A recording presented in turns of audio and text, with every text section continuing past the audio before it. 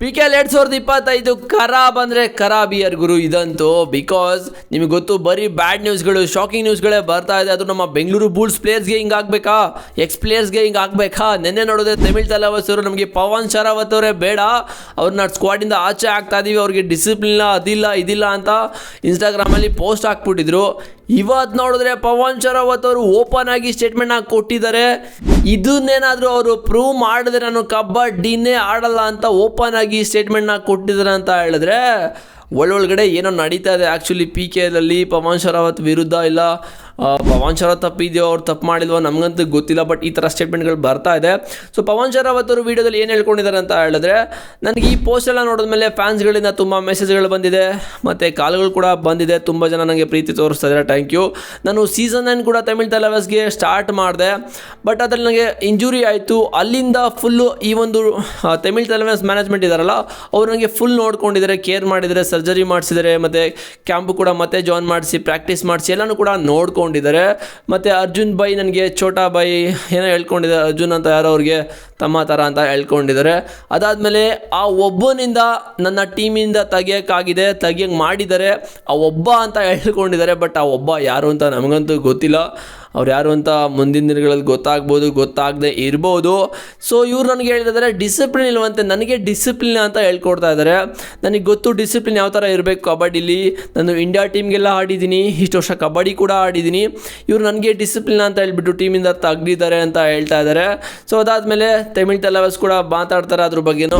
ತಮಿಳ್ ತಲವಾಸರು ಈ ಒಂದು ಸೀಸನ್ ಚೆನ್ನಾಗಿ ಆಡಲಿ, ಅವರು ಮೇಲೆ ಹೋಗಲಿ, ಪಾಯಿಂಟ್ಸ್ ಟೇಬಲಲ್ಲಿ ಎಲ್ಲ ಮ್ಯಾಚಸ್ಸು ಗೆಲ್ಲಿ ಅಂತ ಶುಭ ಹಾರೈಸಿದ್ದಾರೆ ಮಗ.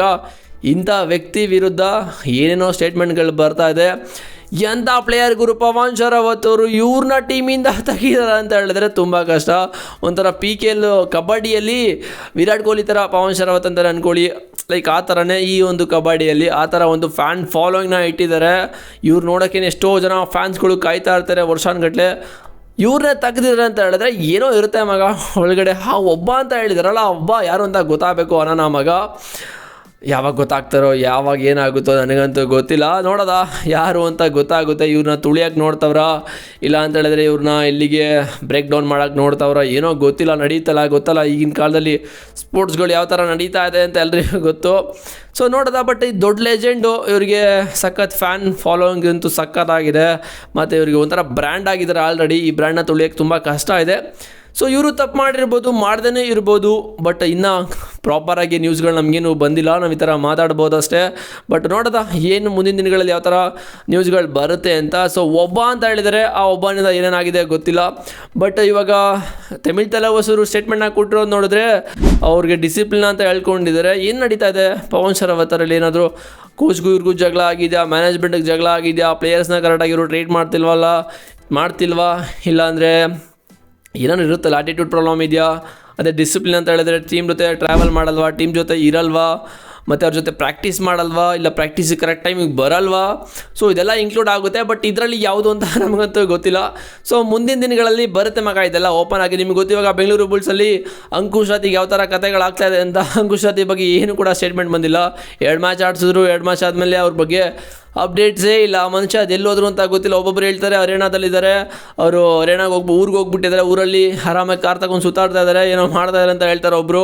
ಇನ್ನೊಬ್ರು ನೋಡಿದ್ರೆ ಬುಲ್ಸ್ ಟೀಮಲ್ಲೇ ಇದ್ದಾರೆ, ಅವರು ಆಚೆಗೆ ಬಿಡ್ತಾ ಇಲ್ಲ ಅಂತ ಹೇಳ್ತಾರೆ. ಇನ್ನೊಬ್ರು ನೋಡಿದ್ರೆ ಮ್ಯಾಚ್ ಫಿಕ್ಸಿಂಗ್ ಮಾಡ್ಕೊಂಡಿದ್ದಾರೆ ಅಂತ ಹೇಳ್ತಾರೆ. ಇನ್ನೊಬ್ರು ನೋಡಿದ್ರೆ ಬುಲ್ಸ್ ಕೋಚ್ಗೂ ಇವ್ರಿಗೂ ಏನೋ ಕಿತಾಪತಿ ಆಗಿದೆ, ದೊಡ್ಡದಾಗಿ ಗಲಾಟೆ ಆಗಿದೆ ಅಂತ ಹೇಳ್ತಾರೆ.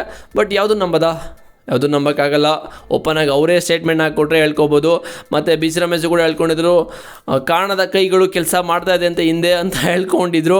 ಅವ್ರ ಮಾತೇನು ಕೇಳ್ತಿರ್ಲಿಲ್ವಂತೆ ಅಂಕುಶ್ ರಾತಿ ಅಂತ. ಆ ಥರ ಎಲ್ಲ ಸ್ಟೇಟ್ಮೆಂಟ್ ಬಂದಿದೆ. ಬಟ್ ಪ್ರಾಪರಾಗಿ ಇದೇ ಆಗಿದೆ ಅಂತ ಯಾರು ಕೂಡ ಹೇಳ್ಕೋತಾ ಇಲ್ಲ. ಇದೇ ಆಗಿದೆ ಅಂತ ಹೇಳ್ಕೊಂಡಿದ್ದಾರೆ. ನಾವು ಕೂಡ ಅದ್ರ ಬಗ್ಗೆ ಮಾತಾಡಿ ನಿಮಗೆ ಹೇಳ್ಬೋದಾಗಿತ್ತು. ಸೊ ನೋಡೋದ ಮುಂದಿನ ದಿನಗಳಲ್ಲಿ ಯಾವ ಥರ ಬರುತ್ತೆ ಅಂತ. ನಿಮ್ಮ ಪ್ರಕಾರ ಪವನ್ ಶರಾವತ್ ಅವ್ರ ಬಗ್ಗೆ ಏನು ಅನಿಸುತ್ತೆ? ನನ್ನ ಪ್ರಕಾರ ಆ ಥರ ತಪ್ಪು ಮಾಡಿರಲ್ಲ ಅಂತ ಅನ್ನಿಸ್ತಾ ಇದೆ. ಬಿಕಾಸ್ ಅವ್ರು ಓಪನ್ ಆಗಿ ಸ್ಟೇಟ್ಮೆಂಟ್ನ ಕೊಟ್ಟಿದ್ದಾರೆ ಅಂತ ಹೇಳಿದ್ರೆ ಇದ್ರ ಬಗ್ಗೆ ಇನ್ವೆಸ್ಟಿಗೇಷನ್ ಎಲ್ಲ ಆಗುತ್ತೆ ಮಗ ಮುಂದಿನ ದಿನಗಳಲ್ಲಿ. ನೋಡೋದ ಪವನ್ ಶರಾವತ್ ಅವರು ಈ ಥರ ಎಲ್ಲ ಆ ಒಂದು ಕಾನ್ಫಿಡೆಂಟಿಂದ ಹೇಳ್ತಾರೆ ಅಂತ ಹೇಳಿದ್ರೆ ಏನೋ ನಿಜನೂ ಇರ್ಬೋದು, ಇಲ್ಲ who knows only God knows. God decide ಮಾಡ್ತಾರೆ. ನೋಡೋದ ಗಾಡ್ ಡಿಸೈಡ್ ಮಾಡ್ತಾರೆ. ಮತ್ತು ಇನ್ವೆಸ್ಟಿಗೇಷನ್ ಆದಮೇಲೆ ಎಲ್ಲನೂ ಕೂಡ ಗೊತ್ತಾಗುತ್ತೆ. ನಿಮ್ಗೇನು ಅನಿಸುತ್ತೆ ಅಂತ ಆನೆಸ್ಟಾಗಿ ಇವಾಗ ಒಂದು ಕಾಮೆಂಟ್ನ ಹಾಕಿ. ಚಾನಲ್ಗೆ ಸಬ್ಸ್ಕ್ರೈಬ್ ಮಾಡಿಲ್ಲ ಅಂದರೆ ಮಾಡ್ಕೊಳ್ಳಿ ಡಿಸ್ಕ್ರಿಪ್ಷನಲ್ಲಿ. ಟೆಲಿಗ್ರಾಮಿಂಗ್ ಲಿಂಕ್ ಇದೆ ಮಗ, ಹೋಗಿ ಜೋರ ನಿಮಗೆ ಮೋರ್ ಅಪ್ಡೇಟ್ ಸಿಗ್ತಾ ಇರುತ್ತೆ. ಹಾಗೆ ನೆಕ್ಸ್ಟ್ ವಿಡಿಯೋ ಸಿಗ್ತೀನಿ. See you boys.